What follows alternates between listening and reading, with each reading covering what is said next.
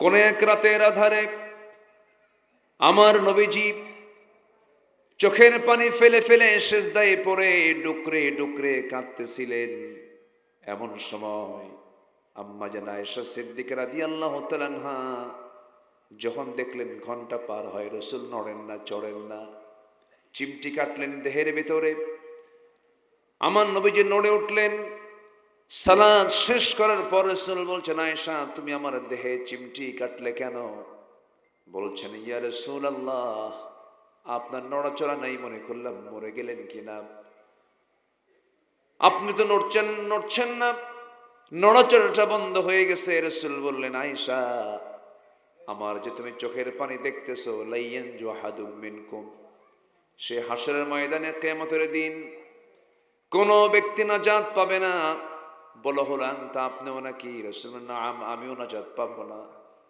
ইল্লা আইয়াতাগাম্মাদানি আল্লাহ, কিন্তু আল্লাহ রাব্বুল আলামিন আমাকে রহমতের চাদরে আবৃত করবেন, আল্লাহ আমাকে মাফ করে দিবেন।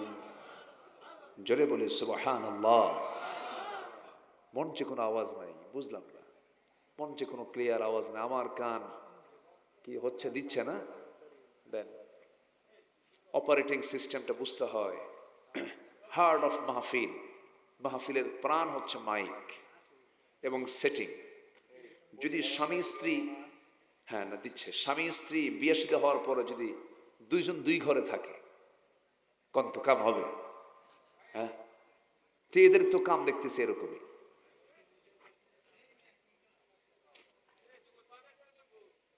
সম্মানিত ভাইয়েরা, একটু কান লাগান, মনোযোগ দিয়ে আমরা একটু শোনার চেষ্টা করি। তাহলে কিয়ামতের দিন পৃথিবীতে কেউ কারো আপন না, এটা বললে ভুল। পৃথিবীতে মোটামুটি একজন আরেকজনের জন্য যায়, চেনে, কিন্তু কিয়ামতের দিন কেউ কারো না। এতটা ভয়ঙ্কর দিন সবার সামনে আছে না নাই? এই চিন্তা যদি মাথায় থাকতো, ওই বান্দার দ্বারা কখনো জুলুম হতে পারে না, হিংসা হতে পারে না, পরশ্রী কাতরতা সম্পূর্ণ ব্যক্তি সে হতে পারে না। বিগত 16 বছর আমরা যে সময়টা পাড়ি দিয়েছি, গত বছর এখানে এসেছিলাম, আমি মঞ্চে মাইক পেয়েছি বহু পর। এত মুফাসসির মঞ্চে ছিল, বুঝলেন, মানে নেতাদের উৎপাতে, কি কথা কি বুঝতেছেন আপনারা? মানে দখল হতে হতে পোস্টার সহ দখল, পোস্টার দখল, মঞ্চ দখল, সব দখল, ঠিক কি না? নাম দিবেন না, থানায় ফোন দেয়। ওখানে জঙ্গিবাদের উস্কানি হচ্ছে, নাশকতার আশঙ্কা আছে, মাহফিল বন্ধ করে দাও। কোথায় আপনারা এখন? 16টা বছর আমাদেরকে কথা বলতে দেয়নি। ডানে বামে কিরামুন কাতিবিন রেখে দিস, বোঝেন নাই? কতবার যে আমাকে ধরেছে, মাহফিল থেকে নিয়ে চলে গেছে থানায়। সম্মানিত ভাইয়েরা,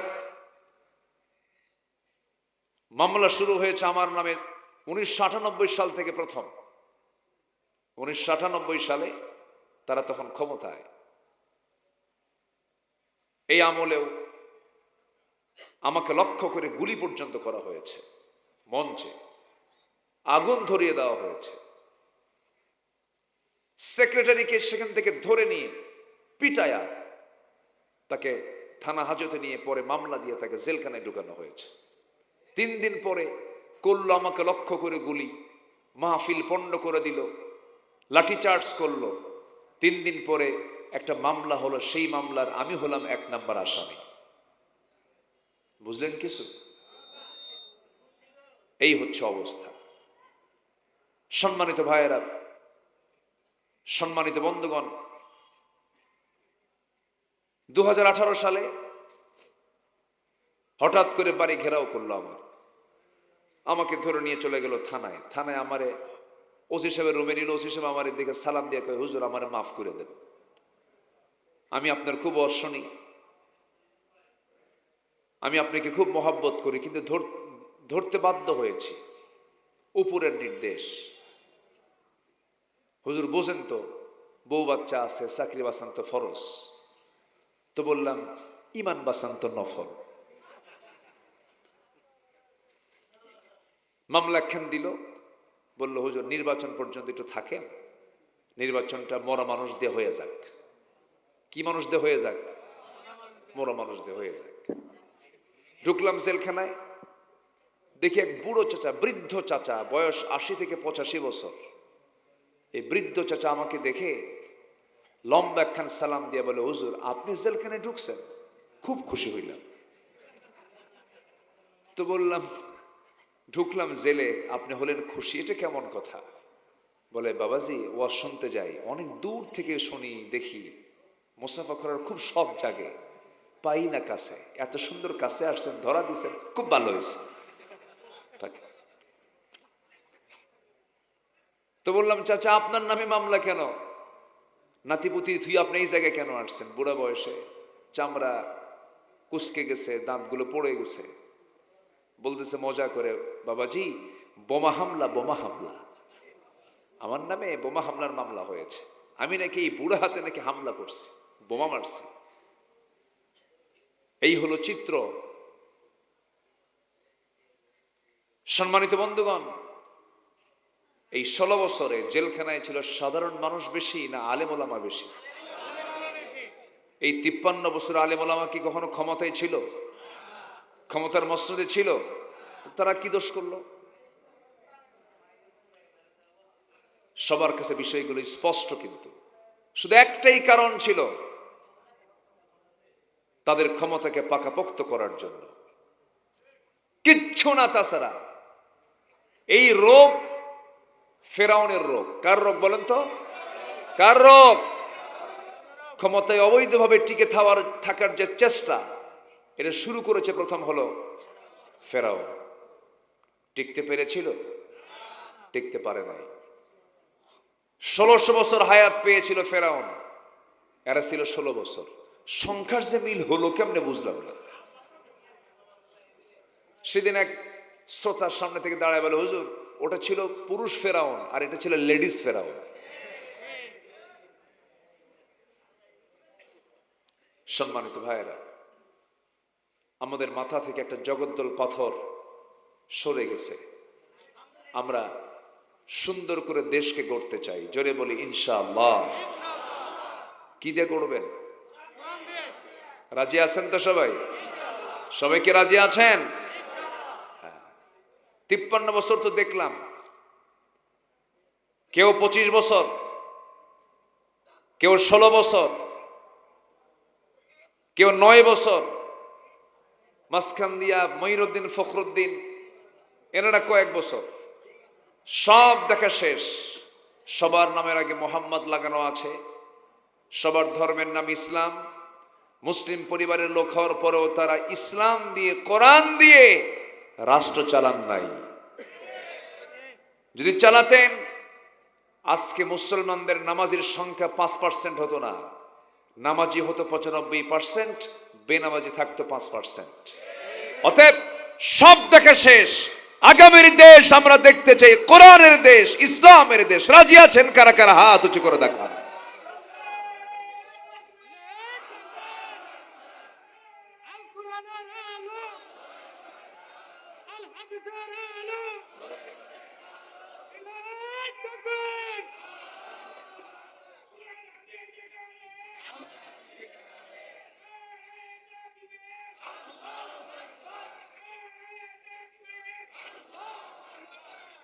আল্লাহ কবুল করুন, জোরে বলি আমিন।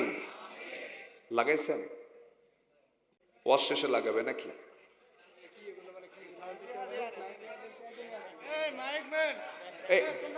ধমক দিয়েন না, ধমক দিলে তো মরে যাবে তো। আচ্ছা থাক, আমার দিকে তাকান এখন না। আচ্ছা বলতেছি তো, আমি তো থেমে নেই, আমি আছি তো। জি বলি ইনশাআল্লাহ। আরো জোরে বলি ইনশাআল্লাহ। আমার তো মনে আছে গত বছর অনেক সুন্দর ছিল না, আমি তো বুঝলাম না যে বক্স এত দূরে রাখে, মনিটর সাথে থাকে, আমি এটা জানি, কিন্তু সিস্টেমটা কেমন যেন বুঝলাম না। সম্মানিত ভাইয়েরা, হ্যাঁ হ্যাঁ, সম্মানিত ভাইয়েরা, তাই না? কেমন একটা আওয়াজ না, মঞ্চে আমি কোনো আওয়াজ পাচ্ছি না, কেমন জিকির করি লা ইলাহা।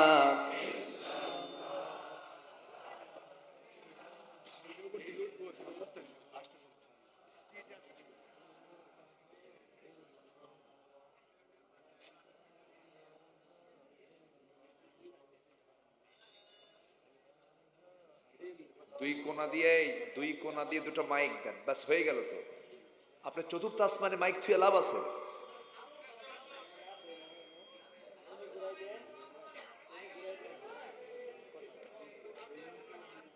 সম্মানিত ভাইয়েরা, হ্যাঁ এই তো উনি কতক্ষণ আগে বলছে না ওদের আছে মাইক বলে, দিল্লিতে হয়ে যাচ্ছে। বক্স বন্ধ করেন, বক্স বন্ধ করেন, মাইক ঠিক রাখেন, মাইক ঠিক রাখেন। সম্মানিত ভাইয়েরা, সম্মানিত বন্ধুগণ,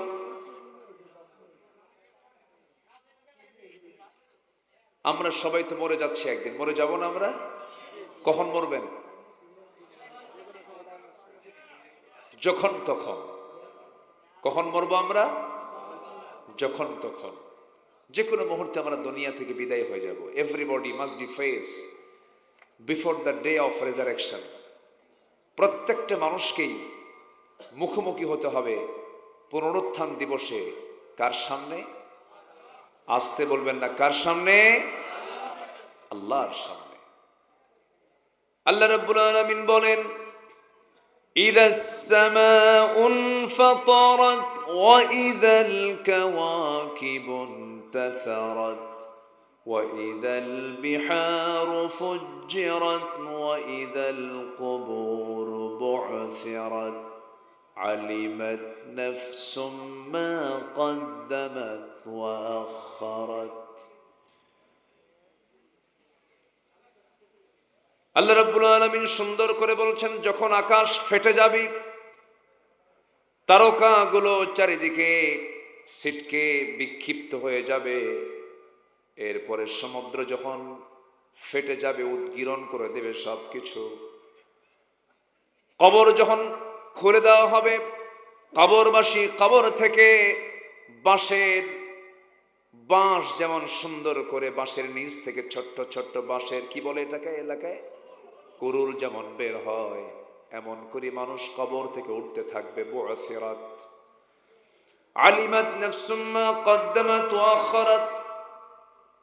প্রত্যেক ব্যক্তি তার সামনের পিছনের সব কিছু জেনে যাবে। সেই দিন বান্দার আমলনামা বান্দা নিজেই দেখতে পাবে। আল্লাহ সেই দিন বান্দাকে লক্ষ্য করে বলবেন, ইকরা কিতাবাকা কাফা বিনাফসিকাল ইয়াউমা আলাইকা হাসিবা। বান্দা তুমি তোমার আমলনামা নিজেই পড়ো, আজকের বিচার করার জন্য কাউকে লাগবে না। বান্দা তুমি নিজেই যথেষ্ট, নিজেই সুন্দর করে পড়ে নাও।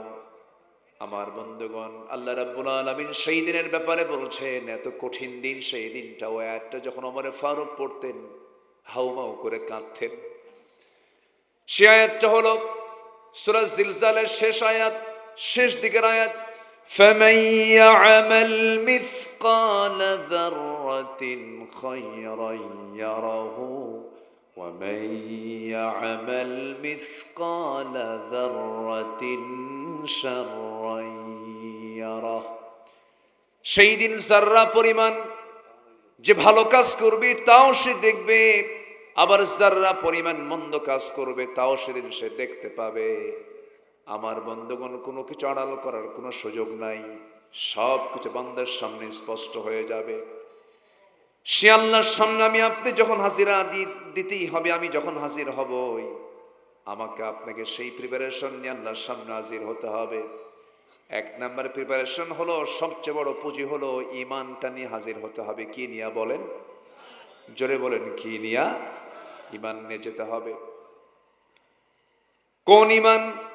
আমলহীন ইমান নয়, আবার ইমানহীন আমলও নয়, দুটাই লাগবে। আল্লাহ রাব্বুল আলামিন বলছেন, ইন্নাল্লাযীনা আমানু ওয়া আমিলুস সালিহাতি কানাত লাহুম জান্নাতুল ফিরদাউসি নুজুলা খালিদিনা ফিহা লা ইয়াবগুনা আনহা হিওয়ালা। ইমান যারা আনবি এবং আমলে সালেহ যারা করবে, আল্লাহ ওয়াদা করছেন, আমি আল্লাহ রাব্বুল আলামিন তাকে এক নম্বরে জান্নাত, জান্নাতুল ফিরদাউস আমি তাকে পাঠায়া দেব, জান্নাত আমি তাকে দিয়ে দেব। কিন্তু শেষের দিকে আবার শর্ত জড়িয়ে দিয়েছেন, ফামান কানা ইয়ারজু লিকা রাব্বিহি ফালইআমাল আমালান সালিহান ওয়ালা ইউশরিক বিইবাদাতি রাব্বিহি আহাদা। আল্লাহ বলছেন, আমার সঙ্গে যদি কেউ সাক্ষাৎ করতে চায়, সে যেন শিরকের ধারে পাশে না যায়, শিরিক মুক্ত হয়ে আমার সঙ্গে যেন সাক্ষাৎ করে। আমার নবী একদিন সাহাবায়ে কেরামকে বলছেন, আলা উনাব্বিউকুম বিআকবারিল কাবাইর, আমি কি তোমাদের কি বড় বড় কবিরা গুনার কথা বলবো নাকি? রাসূল বললেন, প্রশ্ন করলেন, সাহাবীরা বলছেন, হুজুর বলুন। হ্যাঁ, আমরা শুনতে চাই। আমার নবীজি তিনটা বড় বড় গুনার কথা বললেন। শুধু তিনটাই কবিরা গুনাহ নয়, আরো কবিরা গুনাহ আছে। এর মধ্যে সেদিন তিনি বললেন, আল ইশরাকু বিল্লাহ, উকুকুল ওয়ালিদাইন, কাউলুজ জুর। এই তিনটা সবচেয়ে আকবারুল কাবাইর, কবিরা গুনার মধ্যে সবচেয়ে বড় কবিরা গুনাহ হলো এই তিনটা। আল্লাহ রাব্বুল আলামিন এক জায়গায় অফার করছেন, বান্দা শোনো, তোমার জীবনের ছোটখাটো গুনার দিকে আমি আল্লাহ তাকাবো না, ছোটখাটো গুনাহ সব মাফ করে দেব, তুমি যদি বড় বড় কবিরা গুনাহগুলো ছেড়ে দিতে পারো। আল্লাহ রাব্বুল আলামিন বলেন, ইন তাজতানিবু কাবাইরা মা তুনহাউনা আনহু নুকাফির আনকুম সাইয়্যাতিকুম ওয়া নুদখিলকুম মুদখালান কারীমা। বান্দা, তুমি যদি বড় বড় গুনাহগুলোকে ছেড়ে দিতে পারো, আমি তোমার ছোট ছোট গুনার দিকে নজর দেব না, আমি ওগুলোকে মাফ করে আমি তোমাকে সম্মানজনক জান্নাত দিয়ে দেব। জোরে বলি সুবহানাল্লাহ। তো সবচেয়ে বড় চ্যালেঞ্জ হলো বড় গুনাহগুলোকে আমরা ছাড়বো। কি গুনাহ? বড় গুনাহগুলোকে আমরা ছেড়ে দেব। যেরকম রাসূল বললেন, শিরকির গুনাহ বড় গুনাহ। কিছু কিছু লোকের রোগ আছে, মাজার দেখলে পরে পাগলা হয়ে যায়, সেজদা দেব কেমনে? আছে না নাই? আসতে বলে, আছে না নাই? মাজারে দেখলে সেজদা মারে, হারাম। ওয়াইযা ইসতাআনতা ফাসতাইন বিল্লাহ, যদি চাইতে হয় আমরা কার কাছে চাবো? আল্লাহর কাছে চাবো। জুতা ফিতা ছিললে আমরা আল্লাহর কাছে বলবো। আমার বন্ধুগণ, শিরকের গুনাহ কখনো মাফ হবে না, যে আল্লাহর ওয়াদা। ওয়ামান ইউশরিক বিল্লাহি ফাকাদ হারামাল্লাহু আলাইহিল জান্নাহ, যে ব্যক্তি শিরকের গুনাহ করবে, আল্লাহ রাব্বুল আলামিন তার জন্য জান্নাতটা হারাম করে দিবেন, তার জন্য জান্নাত বাজেয়াপ্ত হয়ে যাবে। শিরকের ধারে পাশে যাওয়া যাবে না আমার বন্ধুগণ, এটা মারাত্মক গুনাহ। নাম্বার 2 হলো উকুকুল ওয়ালিদাইন, পিতামাতার সঙ্গে খারাপ আচরণ করা। এমন সন্তান বুঝি বাংলার জমিনে নাই? আছে? আছে? আছে? নেতার পিছনে দৌড়ায়, নেতাও গাঁজা খায়, কর্মীও গাঁজা খায়, লক্ষ লক্ষ টাকা দিক সেদিক ওড়াউড়ি করে, সব নষ্ট করে ফেলে, কিন্তু বাবার দিকে তাকায় না, মার দিকে তাকায় না। এমনকি এমন সন্তান আমার দেশে জন্ম হয়েছে, সন্তান হয়ে মাকে পর্যন্ত জবহ করেছে। সম্পত্তির নেশায় বাবাকে গুলি করে হত্যা করেছে, বাবাকে টুকরো টুকরো করেছে, টুকরো টুকরো করে বিভিন্ন জায়গায় লাশগুলোকে ফেলে দিয়েছে, অংশগুলোকে পার্ট করে ফেলে দিয়েছে। এমন ঘটনা আমার দেশে আছে না নাই? আছে।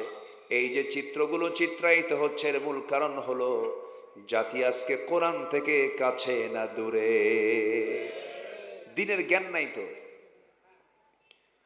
এই দিনের জ্ঞান থাকলে পরে এমনটা হতো না। নৈতিকতার শিক্ষা ছাড়া জাতির কখনো পরিবর্তন হতে পারে না। 16 বছর যত আমাদের দেশে সিলেবাস প্রণয়ন করা হয়েছে তা দিয়া জাতি নৈতিকতার কিছুই শিখতে পারে নাই। গত বছরের শুরুর দিকে শিক্ষকদেরকে ট্রেনিং শিখাইছে প্যাক প্যাক, হাঁসের কি হাঁসের ডাক, ব্যাঙের নাচ, ব্যাঙ কেমনে নাচে, হাঁস কেমনে আওয়াজ করে। আর যৌন শিক্ষার জন্য ক্লাসের ভিতরে বাধ্যতামূলক করা হচ্ছিল। আচ্ছা, যদি কোনো ছেলের বিয়েতে যদি বলে এই ছেলেটার বিয়ের পূর্বে আরো 3 বছর যৌন শিক্ষা খুব ভালো ট্রেনিং নেওয়া আছে, ওর কি বিয়ে হবে? আসতে ওর বিয়ে হবে? কন্ত বিয়ে হবে?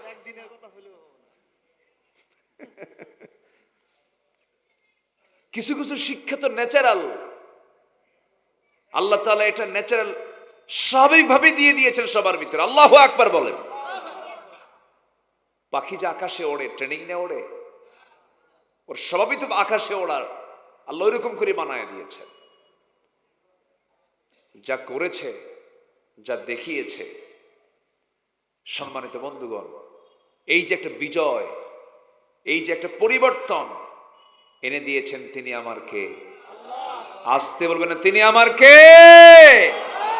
আল্লাহ পারেন না? কত মুরব্বী বলেছেন না মরা পর্যন্ত উপায় নাই। আর তারা তো কইছে 2041, ঠেলে কোথায় নিয়ে গেছে? 41 ভবিষ্যৎ তো ওদের কাছে ওহী নাজিল হয়েছিল। শেষ পর্যন্ত কি হলো? ফেরাউন যেমন কয় মিনিট আগেও টের পায় নাই যে আমি এই দরিয়ায় আমি চুবানি খেয়ে মরবো, এরাও টের পায় নাই। রান্না হলো মুরগি গণভবনে, মুরগির রান দুপুরে রান্না বান্না হলো যার জন্য তার কপালে জুটলো না। ছাত্রগুলো যায় বলল খায় না, না খায় আন্দোলন করলাম, আমরাই খাই।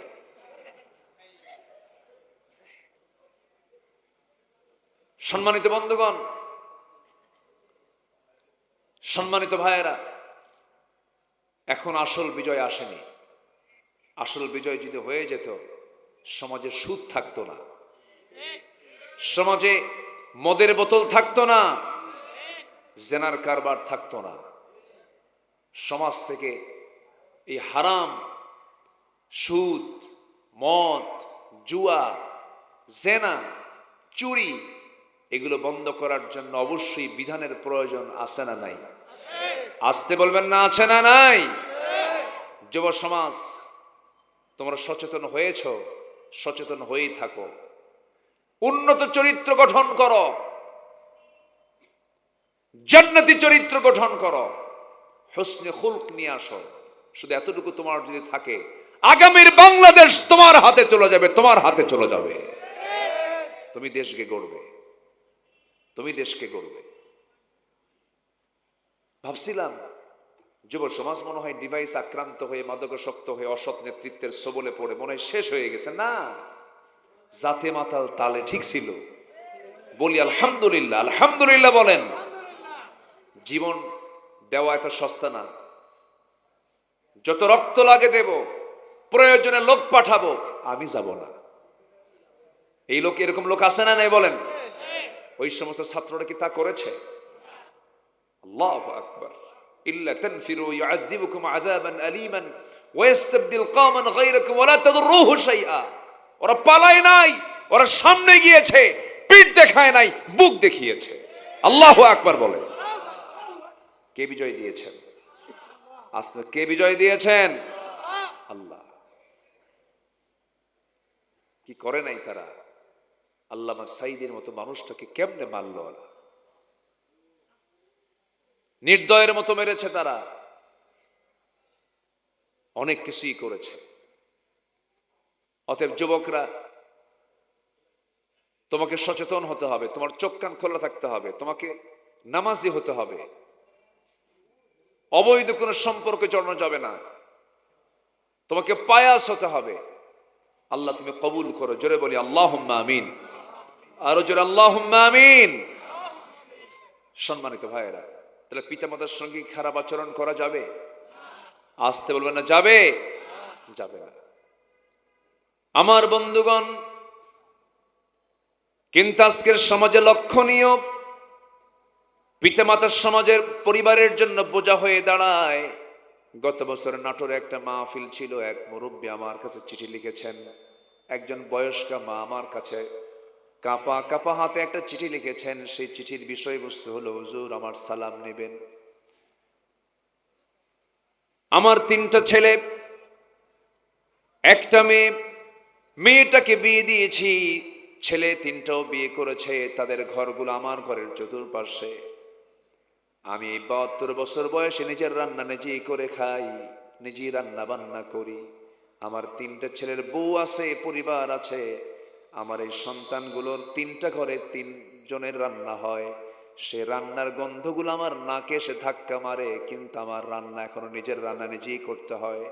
আপনি আমার জন্য দোয়া করুন, আমার সন্তানদের জন্য দোয়া করুন, সন্তানগুলো যেন আমাকে একটু দেখে। বুক ফটাতো না।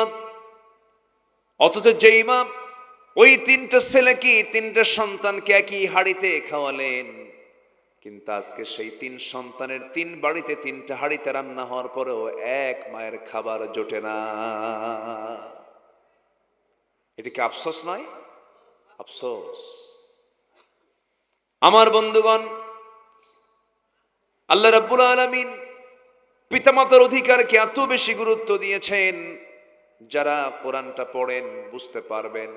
আল্লাহ রাব্বুল আলামিন এমন একটা আয়াত দিয়েছেন, যে আয়াতের পরে আর কোনো ব্যাখ্যা নাই, ব্যাখ্যামূলক আয়াত দিয়েছেন বাপ মার ব্যাপারে।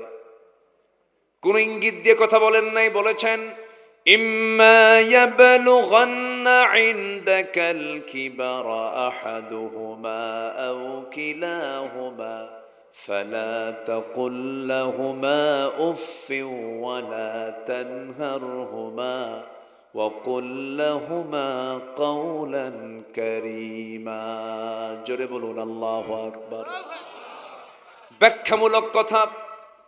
তোমার মা যখন বুড়া হয়ে যাবে, অথবা বাবা বুড়ো হয়ে যাবে, বার্ধক্যে যখন উপনীত হবেন, সেই সময় তোমার মুখ থেকে আচরণ বের হতে পারে। এমন কিছু আচরণ তোমার বাবার কাছ থেকে আসতে পারে। বৃদ্ধ হয়ে যাবে তোমার বাপ, বুদ্ধি লোপ পেয়ে যাবে, তোমার বিরুদ্ধে আরেকজনকে বলবে। তুমি সন্তান, তোমার বিরুদ্ধে তোমার বাপ আরেকজনকে বলবে, আমার ছেলে ভালো না, আমার ছেলে এই করে কিচ্ছু মনে করা যাবে না, বয়স্ক হয়ে গেছে। রাগারাগি করা যাবে না। পাশে বসে শুধু বাপকে এতটুকুই বলা যাবে, বাবা আমি তোমার সন্তান, তুমি আমার বিরুদ্ধে বললে তোমার তো দুর্নাম হয়।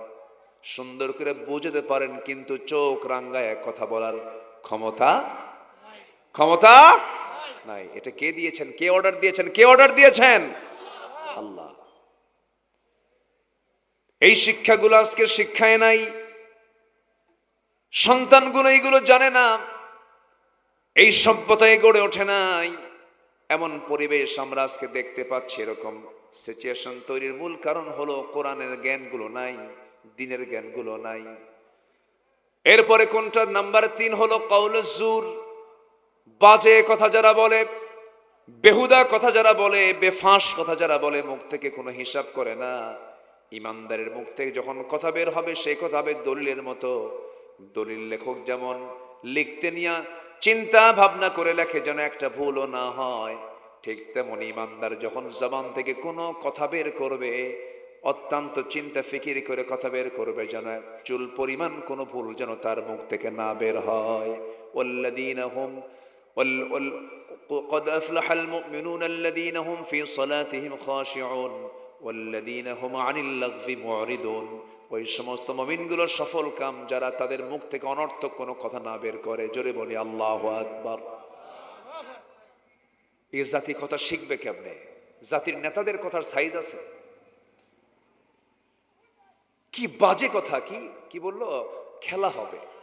হ্যাঁ, কি খেলা হবে? একজন ওয়েটফুল ব্যক্তির মুখ থেকে এই জাতীয় কথা মানায় না, বেফাস কথা। যিনি বললেন খেলা হবে, আজকে তিনি কোথায়? কই যে আছে আল্লাহ তো জানে। আমি কি দোয়া করে দেব? তো এই যে লোকগুলো যাচ্ছে যে চলে, এই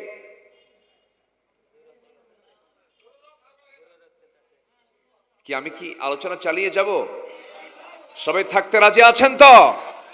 জোরে বলি ইনশাআল্লাহ। থাকুন, একটু আমাকে সময় দেন প্লিজ, কেউ নড়বেন না, একটু আমাকে একটু সময় দিয়ে আমাকে সহযোগিতা করুন। এত রাতে ওঠা এই এলাকার একটা ট্রেডিশন মনে হয়। আমি আসছি অনেক আগে, কিন্তু গতকালকে আমার এই সময় মাহফিল শেষ, এর বহু আগে শেষ। আমি চেষ্টা করি একটু যৌবন টাইমে ওঠার জন্য চেষ্টা করি, কিন্তু এই এলাকার যে সিস্টেম, যে পদ্ধতি, যাই হোক, আমার দিকে তাকান, তাহলে মুখ থেকে কি কোনো বাজে কথা বের হওয়া যাবে? বাজে কথা বের হওয়া যাবে? এগুলো মারাত্মক গুনাহ, যে গুনাহগুলো তওবা ছাড়া মাফ হয় না। আল্লাহ আমাদেরকে হেফাজত করুন, জোরে বলি আমিন। সম্মানিত ভাইয়েরা, এই 53 বছরে যত সরকার এসেছে, কেউ নামাজের জন্য কেউ কিছু করেনি। যে নামাজ মানুষকে জান্নাতে নেবে, সেই নামাজই আজকে এই জাতি পড়ে না। আমার বুকটা ফেটে যায়, জানেন, বুকটা ফাটে আমার। মাত্র 5% মুসলমান নামাজ পড়ে, আর বাকিগুলোর নামাজের খবরই নেই। আর এত বিড়ি খায় জাতি, ওরে বাপরে বাপ। এই যে দিক দিয়ে আসলাম, এখানে তো মেলা না, কোথায় আসতে নিয়ে দেখি হাই রে গন্ধ, মানে শুধু ধোঁয়া, খালি ধোঁয়া নাকে এসে ধাক্কা মারতেছে। কি বিড়ির গন্ধ! এত বিড়ি খায় জাতি। শীতের মধ্যে কমে না বাড়ে? বাড়ে আরো। প্রচন্ড গরম, প্রচন্ড ঠান্ডা, তো হুজুর বিড়ি খায় হিট করছে, হিট। কি নেশা! এত বিড়ি টানে এই জাতি। 53টা বাজেট হয়েছে এই পর্যন্ত বাংলাদেশে। প্রতিটি বাজেটে অর্থমন্ত্রীরা কোনো কিছুর দাম না বাড়ালেও বিড়ির দামটা বাড়াইছে। ভালো, প্রত্যেক বছর বিড়ির দাম বাড়লেও যারা বিড়ি খায় তারা খায় প্রয়োজনে বাড়ি বিছে খামু, বিড়ি খাওয়া ছাড়বো না। এত টানা টানে। আল্লাহ তুমি এই বদভ্যাস থেকে জাতিকে হেফাজত করো, জোরে বলি আমিন। আরো জোরে আমিন। আবার মাহফিলে এসে প্রশ্ন করে, হুজুর বিড়ি খাওয়া কি জায়েজ আছে? মানে উনি জায়েজের চেষ্টায় আছেন, সারা তো দূরে থাক, আরো চেষ্টায় আছেন। না, আমরা কোন নেশার দিকে যাব না, জোরে বলি ইনশাআল্লাহ। নামাজ পড়বো কয় ওয়াক্ত? আসতে বলবো না, কয় ওয়াক্ত নামাজ? আমার বিশ্বাস, যুবক তোমরা যদি এগিয়ে যাও, গ্রামে গ্রামে তোমার গ্রামকে ঠিক করার জন্য মসজিদ কমিটি আগে নতুন করে সাজাও। মসজিদ কমিটিতে ঘাপটি মারা যেগুলো মদখোর, শরাবখোর আছে, যেগুলো সুদখোররা কমিটির মধ্যে আছে, ঘাট ধাক্কা দিয়ে মসজিদ থেকে বের করে দাও। তোমার গ্রামের মাতব্বর যদি নামাজ না পড়ে, আস্তে করে তার পাশে গিয়ে বসে বলো, চাচা আপনি কি নামাজ পড়েন? না, আপনার মাতব্বরি আমরা মানি, আপনি নামাজটা পড়েন। নামাজ পড়বেন, মাতব্বরি মানবো। নামাজ পড়বেন না, আপনি আল্লাহর হক নষ্ট করেন, আপনার মাতব্বরি আমরা মানতে চাই না। তোমার গ্রামে তুমি দেখো কোন ঘর থেকে কোন মহিলা আপত্তিকর পোশাক পরে বের হয়। যুব সমাজ, তোমরা সেই পরিবারের মূল মুরব্বীর কাছে গিয়ে বলো যে এই যে আপনার মেয়ে অথবা আপনার স্ত্রী আপত্তিকর পোশাক পরে আসে, আমরা নামাজ পড়ি, আমরা ঈমান নিয়ে টিকে থাকতে চাই, আমাদের চোখের গুনাহ হয়, চোখের অসুবিধা হয়, আমাদের আমলনামা ক্ষতিগ্রস্ত হয়ে যায়। এই গ্রামে থাকতে হলে মুসলিম পরিবার, অ্যাজ এ মুসলিম, অবশ্যই বোরকা ছাড়া গ্রামের কোনো মহিলা বের হতে পারবে না। সময় এসেছে, এখন আমাদের সময় এসেছে, ঠিক কিনা? এই সময়টা কখনো পাইনি, 53 বছর পাইনি আমরা। এই 16 বছর 8% লোক যারা এই দেশে বসবাস করেন, 92% মুসলমান এই দেশে। আমরা দেই 92 কোটি টাকা ট্যাক্স, ওরা দেয় 8 কোটি টাকা ট্যাক্স। অথচ বিগত 16 বছরে 64 ডিস্ট্রিক্টের 64 ডিসির ম্যাক্সিমাম ছিল 8% লোকের হাতে, ঠিক কিনা? অথচ ট্যাক্স দিলাম কারা বেশি? আমরা বেশি। সেই দিন আমরা আর দেখতে চাই না। আমরা দেশটাকে সুন্দর করে সাজাবো। জোরে বলি ইনশাআল্লাহ, জোরে বলি ইনশাআল্লাহ। কি দিয়া? আসতে বলবেন না, কি দিয়া? কোরআন দিয়া। তাহলেই সফল হব। আমার রাসূল কি সাধারণ কোনো মানুষ যার মুখে একটা মিথ্যা কথা সারা জীবনে বের হয়নি? একটা মিথ্যা কথা বের হয় নাই, কৌতুক করেও না।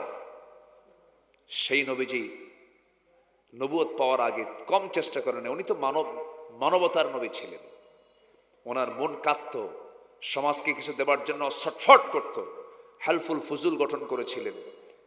পেরেছিলেন? সফল হতে পারেননি। নবুয়তের আগ পর্যন্ত অনেক চেষ্টা করেছেন, পারেন নাই। কেন পারেন নাই? তার কাছে সফলতার কোনো তন্ত্রমন্ত্র ছিল না। চেষ্টা করেছেন, ব্যর্থ হয়েছেন।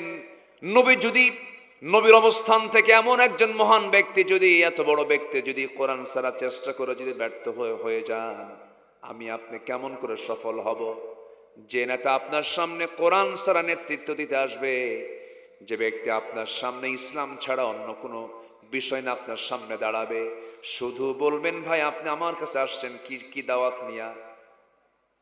দেশকে সুন্দর করে সাজাতে চাই, কি দিয়ে সাজাবেন? আমার বাপ আছে,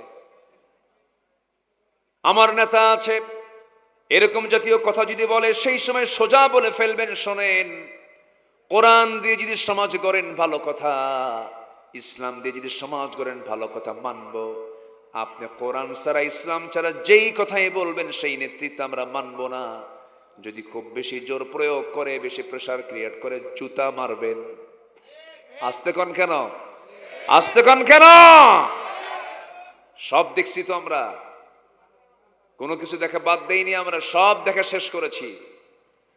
যুবকরা, যে নেতা তোমার হাতে মদের বোতল তুলে দেবে, জেনার কারবার করবে, তোমাকে অসৎ নেতৃত্বের দিকে ইঙ্গিত করবে, তোমাকে ইয়াবা হাতে তুলে দেবে, অস্ত্র হাতে তুলে দেবে, নামাজের কথা বলবে না, পরকালের কথা বলবে না, ওই সমস্ত নেতৃত্বের মুখে আমরা জুতা মারি, থুতু মারি। ওগুলো বাদ দিতে হবে। আমার আখিরাত ঠিক করতে হবে। কি ঠিক করতে হবে? আখিরাত। আমার ভাইরা, আমার নবীজিও চেষ্টা করেছেন, পারেন নাই। আমার নবীজি এমন যুগী, এমন এলাকায়, এমন কওমের মধ্যে তিনি জন্মগ্রহণ করেছিলেন, সেই সময় তৎকালীন দুনিয়ার সবচেয়ে বড় যুগ ছিল, সবচেয়ে বড় অসভ্য জাতি ছিল হলো ওই জাতি, ওই কুরাইশ বংশ। আমার নবীজির জন্ম হয়েছিল এমন একটা সমাজে জন্ম হয়েছিল, যে সমাজের মানুষ এত নোংরা ছিল, নিজের মাকে পর্যন্ত বিয়ে করত। জোরে বলি নাউজুবিল্লাহ। বাবা বিয়ে করে আনছে এক মহিলাকে, তালাক দিয়ে দিছে, সেই সৎ মাকে আবার ছেলে বিয়ে করে ঘরে আনছে। মদের পানির চাইতে মদ বেশি খেত, সুদের কারবার ছিল, মানুষ এত নোংরা ছিল, উলঙ্গ হয়ে আল্লাহর ঘরকে সামনে রেখে তোয়াফ করত, উলঙ্গ হয়ে। এত নোংরা ছিল সেই জাতি। সেই জাতিকে কি সুন্দর করে গড়ে তুললেন, সেই সমাজ থেকে বের করে আনলেন আবু বকর, ওমর, উসমান, আলী, তালহা, জুবায়ের, জাফর, আব্দুল্লাহ রাদিয়াল্লাহু আনহুম। জগৎধন্য ব্যক্তিদের ওই সমাজ থেকে বের করে আনলেন। কোন জাদু দিয়া নয়, মন্ত্র দিয়া নয়, কি দিয়া? এখনো আছে না নাই? সফল হব না আমরা? হব। কোরআন আছে যেখানে, বলেন কোরআন আছে যেখানে, বাস এই কথা মাথায় রাখবেন। যে নেতার সাথে কোরআন নাই, সে নেতা মানি না। বাস জোরে বলি ইনশাআল্লাহ, আর জোরে বলি ইনশাআল্লাহ। আমি স্পষ্ট করে দিয়ে যাচ্ছি আজকে কথাগুলো, একটু মাথায় রাখবেন। আমার নবীজি একদিন বসে আছেন, এক সাহাবী কান্নাকাটি করতেছে, প্রায়ই কান্নাকাটি করে। নবীজি বলেন, সাহাবী তুমি কান্দো কেন? কি হয়েছে? ইসলাম গ্রহণ করার পর থেকে আরো বেশি কান্দো, তুমি কি ইসলাম গ্রহণ করে ভুল করছো? কেন? হুজুর আমি ধন্য, আমি দ্বীন পেয়েছি। তো কান্দো কেন? সাহাবী বলেন, ইয়া রাসূলুল্লাহ, আমার কান্নার কারণ যদি আপনি শুনতে পান, আপনিও রেগে যাবেন। রাসূল বলছেন, সামনে বসো। সামনে বসায়া দিলেন। বসে বলছেন, ইয়া রাসূলুল্লাহ, আমি এমন একটা গুনাহ করেছি জাহিলি যুগে, যে গুনাহগুলো মনে হয় আল্লাহ রাব্বুল আলামিন আমার মাফ করবেন না। কি গুনাহ করেছে বলো? সঙ্গে সঙ্গে তিনি বলছেন, ইয়া রাসূলুল্লাহি, এমন একটা পাপ করেছে, সেই পাপের কথা আগে মনে হতো না, কিন্তু দিন গ্রহণ করার পর থেকে বারবার মনে পড়ছে, আর মনে পড়ছে, বুঝে আল্লাহ রাব্বুল আলামিন আমাকে এই গুনাহটা মাফ করবেন না। রাসূল বলছেন, আমার সামনে বসে পড়ো, কি হয়েছে বলো, তোমার কি সমস্যা বলো। সঙ্গে সঙ্গে বলছেন, ইয়া রাসূলুল্লাহি, আমি জাহিলি যুগে আমার স্ত্রীর গর্ভে যখন সন্তান আসলো 6 মাস বয়স, বউটাকে বললাম, শোনো, বাবার বাড়ি চলে যাও, সন্তান ডেলিভারি হলে পরে ছেলে হলে নিয়ে আসবে, মেয়ে হলে জীবন্ত পুঁতে হত্যা করবে। অর্ডার দিলাম, কিন্তু বউটা আমাকে জানালো না। বউটা আমাকে বলল সন্তান মৃত হয়েছে, কিন্তু সন্তান যে মেয়ে হয়েছে আমাকে আড়াল করলো। 6 বছর অন্যের ঘরে বড় করলো। হঠাৎ করে সন্তানটা আমার একদিন সামনে ধরা পড়ে গেছে, আমার মতোই, হাত পা, চোখ, কান, নাক, কপাল, চুলগুলো। আমি তাকে ধরে নিয়ে বউয়ের সামনে হাজির করে বললাম, বউ, আমার সত্যি করে বলো তো, সন্তানটা কার? আমার স্ত্রী বলে ফেললো, আমার স্বামী গো, কতক্ষণ তথ্য গোপন করবে, সন্তান তো আমাদের সন্তান। মিথ্যা বলেছিলাম আপনাকে, মায়া হয়েছিল, দয়া হয়েছিল সন্তানটার উপরে হুজুর। আমি এতটাই খেপে গেলাম, কিন্তু বুঝতে দিলাম না। আমি ঠান্ডা মাথার খনি বনে গেলাম। ওই সন্তানকে আমি কোলের মধ্যে নিলাম, আদর করলাম, চুমু দিলাম, এবং তাকে আদর করে ডাক দিলাম। মেয়েটা তার মাকে লক্ষ্য করে বলছে, মা, এই এত সুন্দর বাবার সঙ্গে আগে কেন পরিচয় করে দিলেন? আমার বাপ তো খুব ভালো মানুষ। আমি ওর হৃদয়ের মধ্যে ঢুকে গেলাম। পরের দিন অভিনয় করে বললাম, বউ, আমার মেয়ে, তোমাকে আমি তোমার নারীর বাড়ি নিয়ে যাব। বউ, আমার মেয়েটাকে সুন্দর করে সাজিয়ে দাও, গুছিয়ে দাও। সাজিয়ে দেওয়া হলো, গুছিয়ে দেওয়া হলো। মেয়েটা বুক ভরা আশা নিয়ে আমাকে নিরাপদ মনে করে আমার সঙ্গে রওনা করলো। সামনের দিকে, নারীর দিকে না গিয়ে, নারীর বাড়ির দিকে না গিয়ে আমি জঙ্গলের দিকে রওনা করলাম। নবজি মনোযোগ দিয়ে কথাগুলো শুনছিলেন। জঙ্গল পার হচ্ছিলাম, মেয়েটার মুখ ছোট হয়ে যায়, বারবার বলে, বাবা, নারীর বাড়িতে এইদিকে নয়, তুমি এইদিকে যাও কেন? কিচ্ছু বললাম না। জঙ্গল পার হয়ে কোদাল একটা নিয়ে গর্ত খনন শুরু করে দিলাম। গর্ত খনন যখন শুরু করেছি, প্রচন্ড গরমের ভিতরে কোদাল মারতেছি, মাটিগুলো এসে ছিটকে আমার দাড়ির মধ্যে ঢুকে যায়।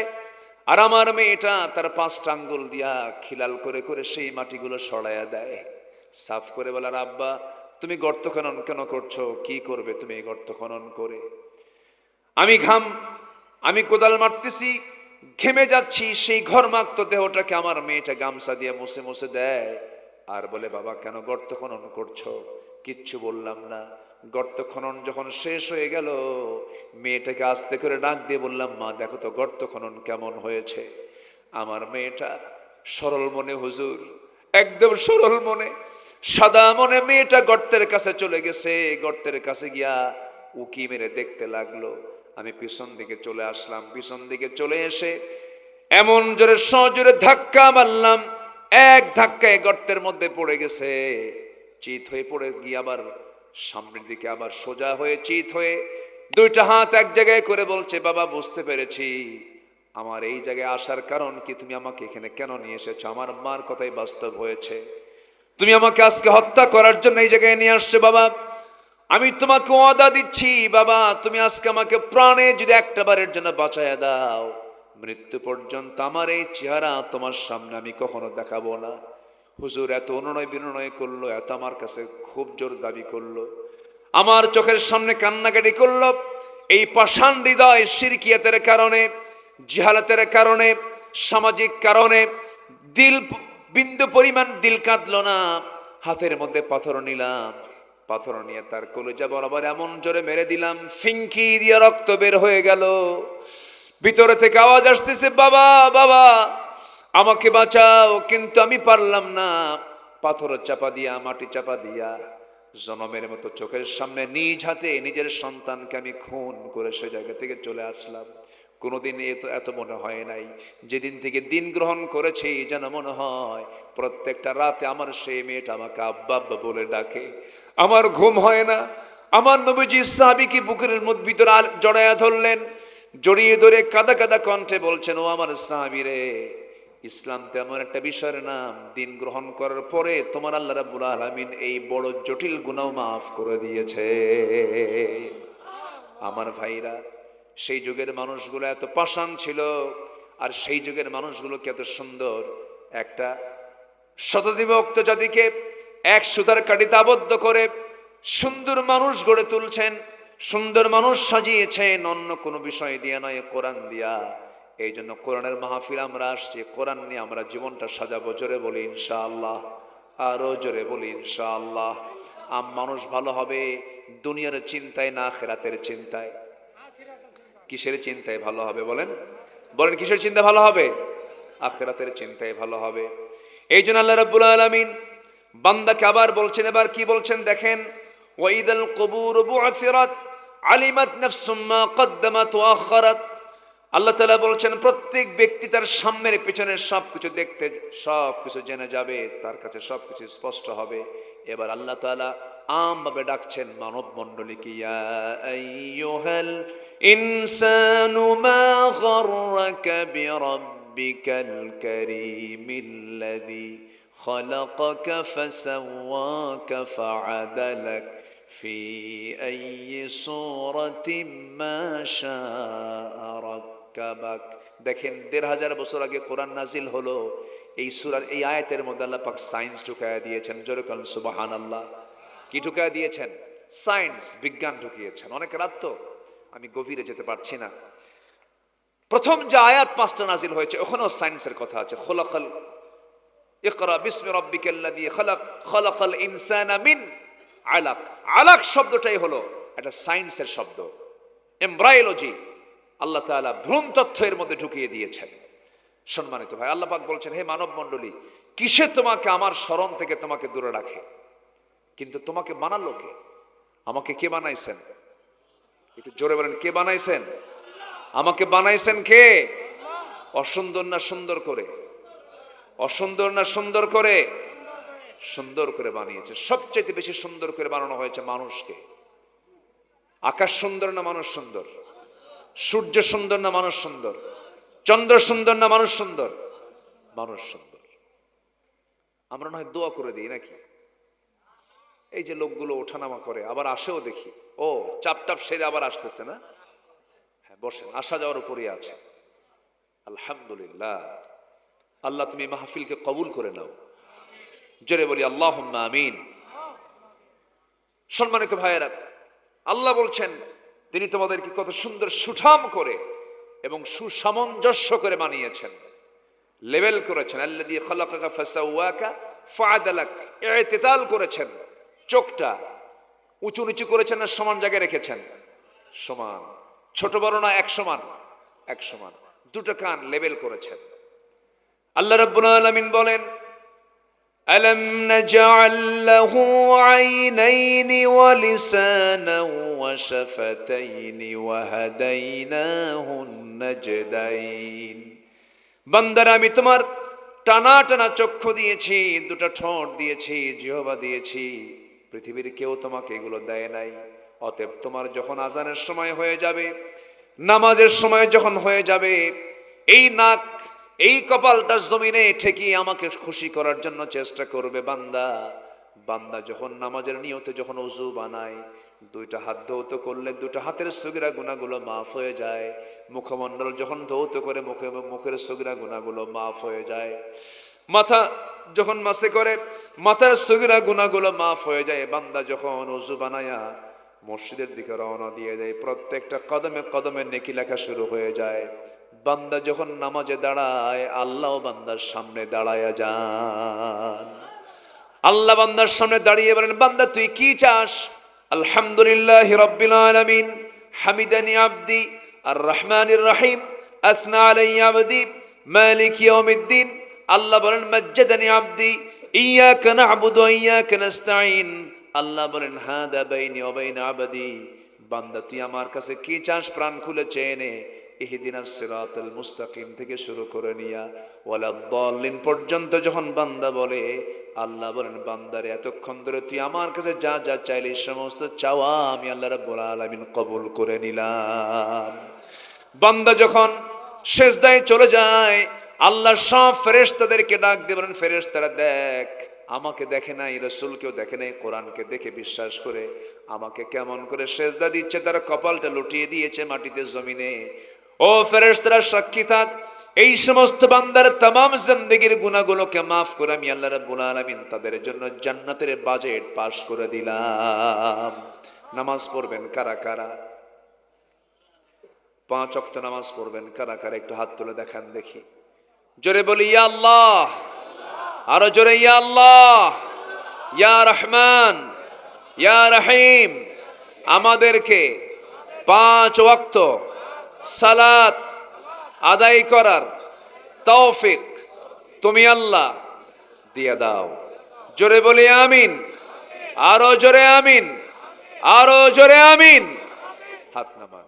নামাজি সরকার আসুক, সবাইকে চান? সরকারটা নামাজি হোক, সবাইকে চান? বেনামাজি সরকার আমরা দেখতে চাই না। বেনামাজি সরকার দিয়ে নামাজ প্রতিষ্ঠা হবে না। আমরা আগামীতে দেখতে চাই নামাজি সরকার, নামাজি সরকার, নামাজি সরকার।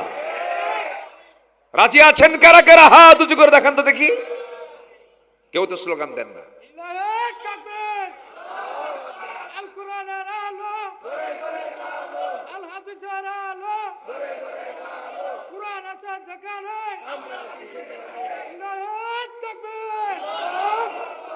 আল্লাহ কবুল করুন, জোরে বলে আমিন।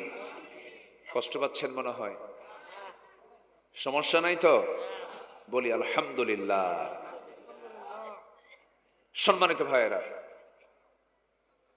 আল্লাহ পাক আমাকে আপনাকে এত সুন্দর করে বানালেন, আমি আল্লাহকে ভুলে গেলাম।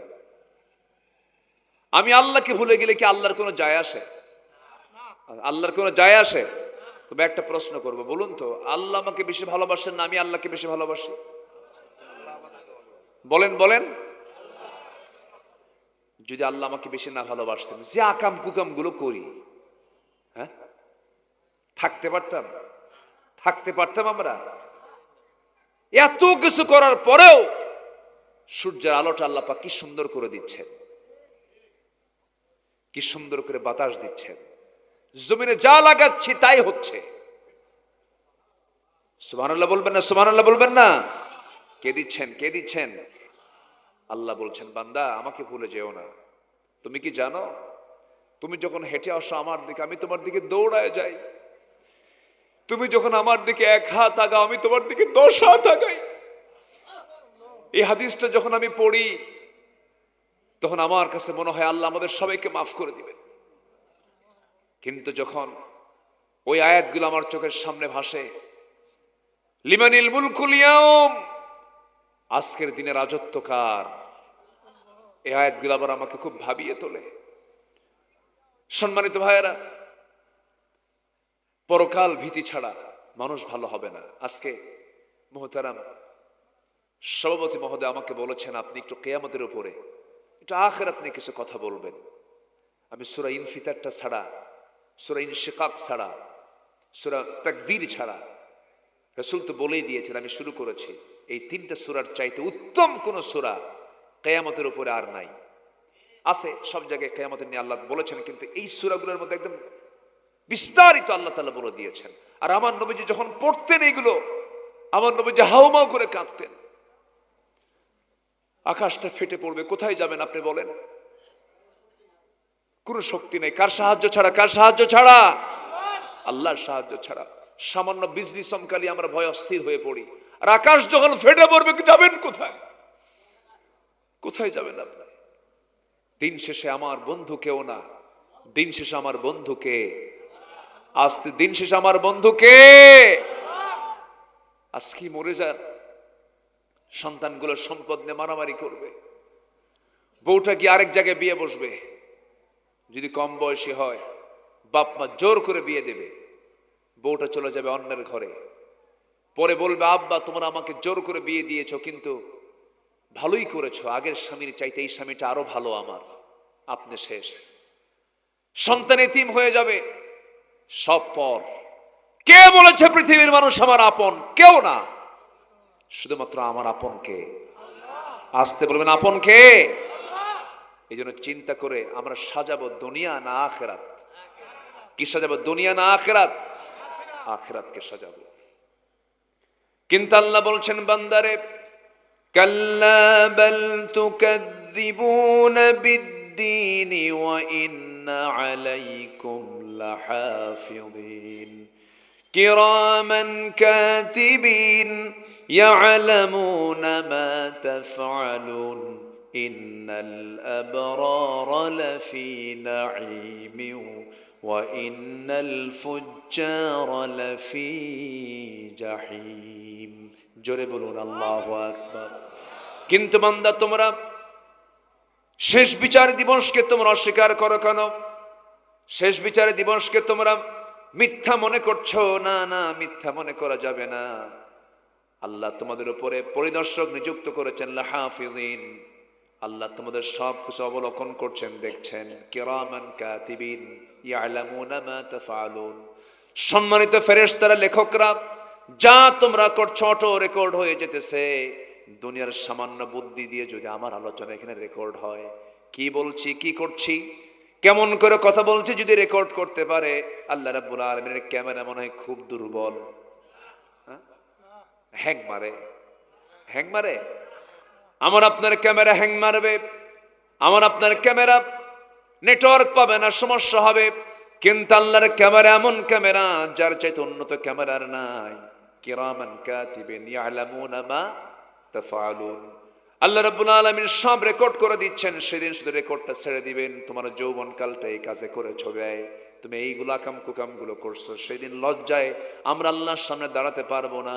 এখন প্রশ্ন করব আমরা আল্লাহর সামনে লজ্জা নিয়ে দাঁড়াতে চাই না সম্মান নিয়ে দাঁড়াতে চাই?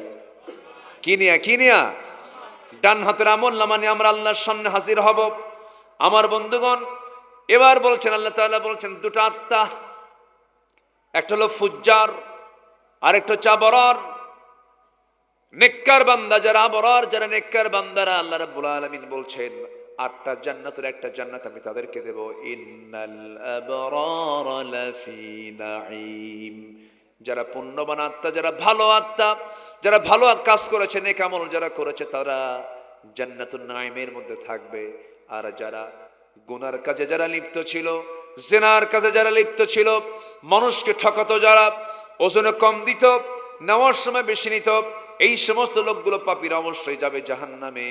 ইয়াসলাউনাহা ইয়াউমাদ্দিন। কর্মফলের দিন তারা তার মধ্যে প্রবেশ করবে। আমার বন্ধুগণ, ওয়া ইন্নাল ফুজ্জারা লাফি জাহিম ইয়াসলাউনাহা ইয়াউমাদ্দিন ওয়া মা হুম আনহা বিগাইবিন। তোমরা সেই দিন সম্পর্কে তোমরা গাফেল কেন? আল্লাহ রাব্বুল আলামিন সেখান থেকে তোমরা কোনো ক্রমেই সরতে পারবে না, পালাতে পারবে না। ওমা হুম আনহা বিগাইবিন ওয়ামা আদরাকা মা ইয়াউমুদ্দিন সুম্মা মা আদরাকা মা ইয়াউমুদ্দিন। তোমরা কি জানো ওই কর্মফল দিনটা কি? আবার বলছেন, তোমরা কি জানো ওই কর্মফল দিনটা কি? একটা কথা বারবার বললে তার গুরুত্ব কমে না, বাড়ে। মানুষের মাথার ভিতরে শর্ট টার্ম, মিডিল টার্ম আর লং টার্ম থাকে। যে কথা একবার বলা হয় শর্ট টার্মে যায়, যখন দুবার বলা হয় মিডিল টার্মে যায়, যখন তিনবার বলা হয় সেটা লং টার্মে যায়। আমার নবীজি যে কোনো কথার গুরুত্ব বোঝাতে গিয়ে একবার বলেছেন, দুইবার বলেছেন, আর তিনবার বলেছেন। তিনবার। দেখেন তার কথাটাও আজকে সায়েন্সের সঙ্গে মিলে যাচ্ছে। যেটা গুরুত্বপূর্ণ কথা রাসূল সেটা তিনবার বলতেন। এদিকে মেডিকেল সায়েন্স বলছে শর্ট টার্মে একবার, মিডিল টার্মে দুইবার, আর লং টার্ম, ব্রেনের লং টার্মের মধ্যে ঢুকে যায় যখন একটা মানুষ তিনবার একটা কথা বলে, আল্লাহু আকবার বলে। আল্লাহ তাআলা বলছেন ওমা আদরাকা মা ইয়াউমুদ্দিন সুম্মা মা আদরাকা মা ইয়াউমুদ্দিন। তোমরা কি জানো সেই দিনটা কি? এবার আল্লাহ তাআলা তার জবাব দিচ্ছেন, কোরআন তো এমন একটা কিতাবের নাম যার মধ্যে প্রশ্ন আছে, কি আছে? উত্তর আছে। প্রশ্ন আছে, উত্তর আছে। যেখানেই প্রশ্ন সেখানেই উত্তর। আল্লাহু আকবার বলেন। তাহলে জান্নাত পেতে হলে, সেই জান্নাত পাওয়ার জন্য আল্লাহ তাআলা এমন একটা সিলেবাস দিয়েছেন যে সিলেবাসে প্রশ্ন খুঁজে পাওয়া যায়, উত্তরও খুঁজে পাওয়া যায়। আমরা কোরআনটা সুন্দর করে পড়বো, জোরে বলি ইনশাআল্লাহ। আল্লাহ রাব্বুল আলামিন বলেন সেই দিনটা হলো ইয়াউমা লা তামলিকু নাফসুন লিনাফসিন শাইআ ওয়াল আমরু ইয়াওমাইযিল লিল্লাহ। সেই দিনটা এমন দিন যেদিন কেউ কারো কোনো উপকারে আসবে না। আরেকটা আয়াতে বলেছেন, ইয়াওমা ইয়াফিরুল মারউ মিন আখিহি ওয়া উম্মিহি ওয়া আবিহি ওয়া সাহিবাতিহি ওয়া বানিহি। সেই দিন মানুষ মানুষ থেকে পালাবে, ভাই ভাই থেকে পালাবে, স্ত্রী স্বামীকে চিনবে না, স্বামী স্ত্রীকে চিনবে না, এমনকি মা পর্যন্ত সন্তানকে বলবে আমি পৃথিবীতে সন্তান পেটে ধারণই করি নাই, আমার কেউ নাই রে। এমন একটা কঠিন দিন সবার সামনে আসতেছে। সেই দিন আমার একমাত্র বন্ধুকে, আরো জোরে বলেন তিনি আমার কে। আমার ভাইয়েরা, সেই দিন কি হবে? ওয়াল আমরু ইয়াওমাইযিল লিল্লাহ। সেই দিন একমাত্র আল্লাহর ফয়সালা থাকবে, আল্লাহর সবকিছু ইখতিয়ারে থাকবে, সব আল্লাহই করবেন। অতএব সে আল্লাহর সামনে ধারণা দিতে হবে। সাইয়েদনা আবু বকরের নাম সবাই শুনেছেন। কয় নাম্বার খলিফা? 1 নাম্বার খলিফা। আহারে কি আফসোস করতেন, কি চিন্তা আখিরাত নিয়ে করতেন, কি পরকাল নিয়ে চিন্তা করতেন। তিনি দোকানদারি করতেছেন, কাপড়ের দোকানদার ছিলেন। হঠাৎ করে এক কাস্টমার এসে বলতেছে, আবু বকর এই যে কাপড়টা 6 মাস আগে নিয়ে গেছিলাম, কাপড় পছন্দ হয় নাই, ফেরত নিয়ে নাও। ফেরত নিয়ে নিলেন, টাকাটা তাকে দিলেন। টাকা ফেরত দেওয়ার পরে, কাপড়টা নিয়ে নেওয়ার পরে হাউমা করে কাঁদতেছেন। সবাই বলল, আবু বকর সামান্য কাপড়ের জন্য কান্দো কেন? তিনি বলছেন, না রে না, আমি কাপড়ের জন্য কান্দি না। এখান থেকে একটা প্রশ্ন আমার বের হয়ে গেছে, জবাব বের হয়ে গেছে। কি? আজকে আমার কাছে এই কাস্টমার এসে জিনিস পছন্দ হয় নাই, কাপড় পছন্দ হয় নাই, সে কাপড় ফেরত দিয়ে গেল, টাকাটা নিয়ে গেল, হিসাব শেষ হয়ে গেল। কিন্তু আমি আবু বকর যেদিন আল্লাহর সামনে পরকালের জিন্দেগিতে আল্লাহর সামনে যেদিন হাজির হয়ে যাব, সেদিন আল্লাহ যদি আমাকে বলেন, আবু বকর এই দিকে আসো, আল্লাহ আমাকে আড়ালে ডাক দিয়ে যদি বলে, আবু বকর তোমার নামাজ, তোমার হজ, তোমার যাকাত, তোমার দান সদকা একটাও পছন্দ হয় নাই, তুই আমার কাছ থেকে এগুলো নিয়ে যা। আমাকে যদি আল্লাহ পাক সব আমলগুলো আমার হাতে তুলে দেন, ফেরত দেন, আমি সে আমল নামাগুলো নিয়ে আমি কার কাছে যাব? আমি এই জন্য আমি কাঁদতেছি। আল্লাহু আকবার বলেন। সম্মানিত ভাইয়েরা, মানুষ ভালো হবে দুনিয়ার ভয়ে না, আখিরাতের ভয়ে। দুনিয়া না আখিরাত, আখিরাতের দিকে তাকালে মানুষ ভালো হবে। আসুন না আমরা আখিরাতকে লালন করি, আখিরাতের চর্চা করি। সূরা ইনফিতারটা বেশি করে পড়ি, ইনফিতারের দিকে তাকাই, অর্থটা বোঝার চেষ্টা করি। বোঝার জন্য এই মেধা কে দিয়েছেন? এই মেধা কে দিয়েছেন? আল্লাহ দিয়েছেন। আল্লাহ কবুল করুন, জোরে বলে আমিন। আবু বকর একটা পৃথিবী তার তৈরি হবে না, শুধুমাত্র ভালো হয়েছেন তারা কোরআনকে মানার কারণে। রাতের আধারে খালি পায়ে হাঁটতেন জনগণকে দেখার জন্য। কি পায়ে হাঁটতেন? খালি পায়ে হাঁটতেন। তো খালি পায়ে হাঁটতেছেন, একদিন ওমরে ফারুক দেখে ফেলছেন যে আপনি রাষ্ট্রপ্রধান, খালি পায়ে হাঁটেন কেন? পা তো ফেটে যাবে আপনার পাথরের আঘাতে, চামড়া ফেটে রক্ত বের হবে।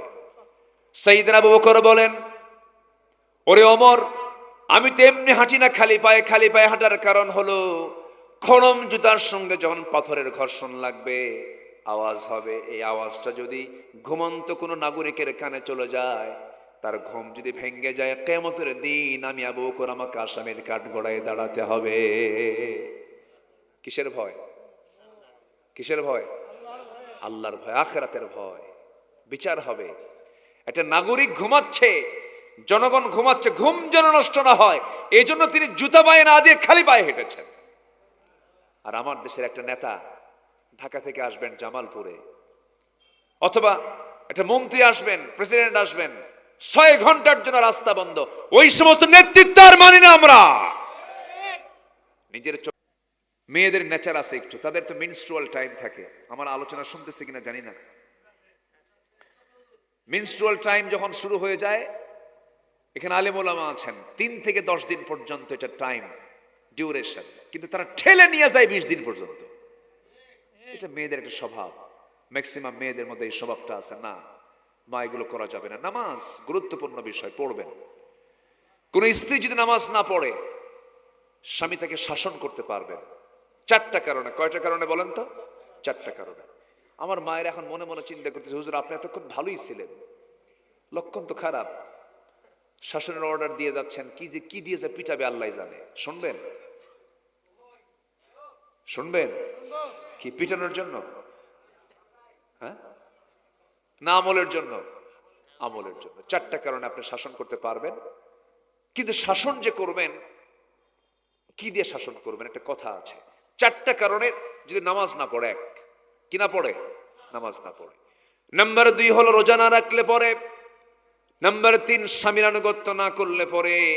নাম্বার 4 হলো সতীত্বের হেফাজত না করলে পরে। এই 4টা কারণে আপনি শাসন করতে পারবেন। তবে শর্ত হলো শাসন যে করবেন, শাসনের জন্য যে লাঠি ব্যবহার করবেন তা হবে পকেটের সেই মেসোয়াক, 9 ইঞ্চি মেসোয়াক। 9 ইঞ্চি মেসোয়াক নিয়ে যদি কোনো লোকের সামনে আপনার বউকে মারতে যান, ওই লোকটা কি রাগ করবে না হাসবে?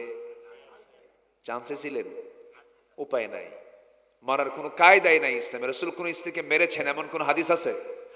রসুল মেরেছেন এমন কোন হাদিস আছে? আমার মাদের কোলে যে কেবল পানি আসছে হুজুর, আত্মায় পানি আসছে। স্ত্রীকে বলবেন, আমার স্ত্রী শোনো, তোমার যৌবন আমার কাছে, আমার যৌবন তোমার কাছে, একই ছাদের নিচে থাকলাম সারা জীবন।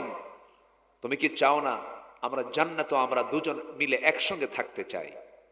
হ্যাঁ, যদি চাও নামাজটা পড়বে, দাওয়াতি কাজ করেন। আমার নবীজির প্রথম দাওয়াতি কাজ ছিল বাইরে না ভিতরে? বলেন বাইরে না ভিতরে? পুরুষ মানুষকে না মহিলা মানুষকে? মহিলা তার স্ত্রীকে প্রথম দাওয়াত দিয়েছে, আসুন না আমার পরিবারটাকে জান্নাতের মতো করে সাজিয়ে তুলি, গুছিয়ে তুলি, সাজানো গোছানো পরিবার বানাই, পর্দা দিয়া সুন্দর পরিবারটাকে গড়ে তুলি। পরিবারের সমস্ত কাজগুলো শৃঙ্খলার সঙ্গে আমরা বাস্তবায়ন করার চেষ্টা করি। আল্লাহ রাব্বুল আলামিন সবাইকে সেই তৌফিক দান করুন। সভাপতি মহোদয় আমাকে বলেছেন যে মোটামুটি 1টা পর্যন্ত বললেই হবে। আমি কি আর ওনার কথা কি আর ফেলতে পারি? যতটুকু হয়েছে আমরা বলে ফেলি আলহামদুলিল্লাহ। জোরে বলি আলহামদুলিল্লাহ। আমরা নামাজের মতো করে বসি, নামাজের মতো করে তাশাহুদের সূরাতে বসে যাই। আমরা এখন ধীরে ধীরে দোয়ার দিকে চলে যাব। আমরা চাইবো কার কাছে? কার কাছে চাবো আমরা? আল্লাহর কাছে যাবো। আল্লাহ যেন আমাদেরকে মাফ করে দেন। আমি এই বছরে আজকেই প্রথম সূরা ইনফিতারের উপর আলোচনা করেছি। শুনবেন? এখন আগ্রহ আছে? এলোকে কবর ধারে আধার চিড়ে চিনিস না কি রে, ওকে ও মা আমেনার কুল জোড়ে চাঁদ জানিস না কি রে। এলোকে কবর ধারে আধার চিড়ে চিনিস না কি রে, ওকে ও মা আমেনার কোল জোড়ে চাঁদ জানিস না কি রে। মুতালিব আজকে কেন বেহুশ হেন, বক্ষে খুশির বান বেদনার সুপ্ত ক্ষতে হাত বুলাতে কারে আগমন সাহারার হৃদয় ভরা ঝরনা ধারা বইল না কি রে। এলোকে কবর ধারে আধার চিড়ে চিনিস না কি রে। কে? মুহাম্মদ সাল্লাল্লাহু আলাইহি ওয়াসাল্লাম। বাগিচায় ছন্দ বিলায় বুলবুলি হায়, আজ সে দিওয়ানা চুমু খায় প্রেমের ভাষায় গভীর নেশায় পে পরওয়ানা গোলাপের অধর ভরে খুশবু ঝরে রয় না বাকি রে। এলোকে কবর ধারে আধার চিড়ে এলোকে কবর ধারে আধার চিড়ে চিনিস না কি রে। ওকে ও মা আমেনার কোল জোড়ে চাঁদ জানিস না কি রে, জানিস না কি রে, জানিস না কি রে। আর কিছু? আরেকটা? তাহলে তো ওয়াজ মাহফিল হলো না, তো গজল মাহফিল হয়ে গেল। তেলাওয়াত দিয়ে শুরু করেছে, তেলাওয়াত হয়েছে, যতটুকুন হয়েছে আমরা বলে ফেলি আলহামদুলিল্লাহ। জোরে বলি আলহামদুলিল্লাহ। রসুল আমার আলো আশা, রসুল আমার ভালোবাসা, রসুল আমার প্রেম বিরহের মূল আলোচনা, রসুল আমার কাজে কর্মে অনুপ্রেরণা, রসুল আমার ভালোবাসা।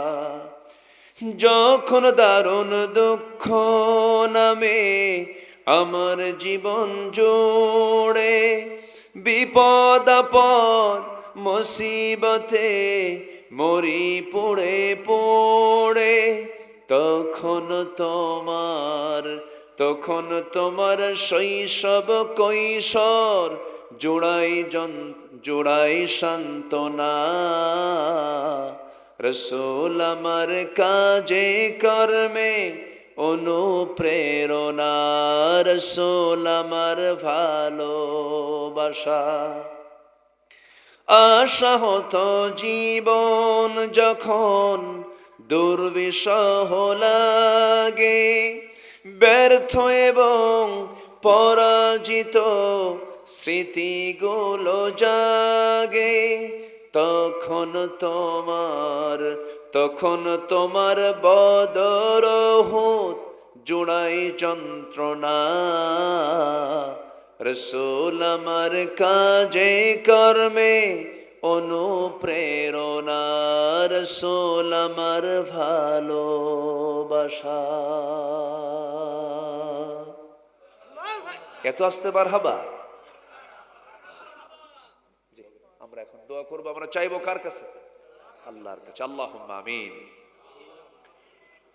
রব্বানা যালামনা আনফুসানা ওয়া ইল্লাম তাগফির লানা ওয়া তারহামনা লানাকুনান্না মিনাল খাসিরিন। গভীর রাত, নিঝুম রাত, ঝিমানো রাত্রিতে চাঁদের মতো হাজারো মুসলমান নরনারী নিয়ে তোমার কালামের একটি সূরাকে সামনে রেখে, সূরা ইনফিতারকে সামনে রেখে কিছু আলোচনা করেছি। কাঙ্গারি ফিকারির মতো দুটো হাত পেতেছি। আল্লাহ, গুনার দিকে নজর দিও না, বান্দা মনে করে তামাম জিন্দেগির গুনাহগুলোকে মাফ করে দাও। জনম দক্ষিণী মা যারা বিদায় নিয়েছেন, জিন্দেগির গুনাহগুলো মাফ করো, কবরগুলোকে জান্নাতের টুকরা বানায়া দাও। আব্বা আম্মার জন্য কি দোয়া তাও শিখিয়ে দিয়েছো। রব্বিরহামহুমা কামা রব্বায়ানি সগীরা, রব্বিরহামহুমা কামা রব্বায়ানি সগীরা। আল্লাহ তাআলা এমন ভাই হাত তুলতে পারেন, নিজের হাতে নিজের মার লাশ দাফন করেছেন, নিজের বাবার লাশ নিজের পিঠে বহন করে কবরে নিয়ে চলে গেছে।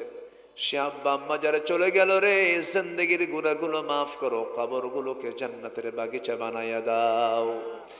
আল্লাহ তাআলা বিশেষ করে মাহফিলটার আয়োজন করলেন, যারা শোনার জন্য আসলেন, যারা বিনিময়ে কিয়ামতের কঠিন ময়দান, এই মাহফিল সবার জন্য নাজাতের মাধ্যম তুমি আল্লাহ বানায়া দিও। ও আল্লাহ, ছোট বোনেও তো বাঘ থাকতে পারে, এখানে আল্লাহওয়ালা বান্দাও থাকতে পারে। আল্লাহ, আমাদের সবার হাতগুলোকে তুমি আল্লাহ চালায়া নাও। ঘরে ঘরে অশান্তি তুমি আল্লাহ শান্তি দিয়ে দাও, পরিবারের ভিতরে অশান্তি তুমি আল্লাহ শান্তি দিয়ে দাও। আয় আল্লাহ তাআলা, ব্যবসায়ের পুঁজি ঘাটতি, পুঁজিতে বরকত দিয়ে দাও। ঋণগ্রস্ত ঋণ মুক্ত হওয়ার তৌফিক দিয়ে দাও, রোগাক্রান্ত রোগ মুক্ত হওয়ার তৌফিক দিয়ে দাও। এক কথায় যার যার সমস্যা তুমি আল্লাহ সমাধান করে দাও। ভালুকার এই অঞ্চলে সব ঘর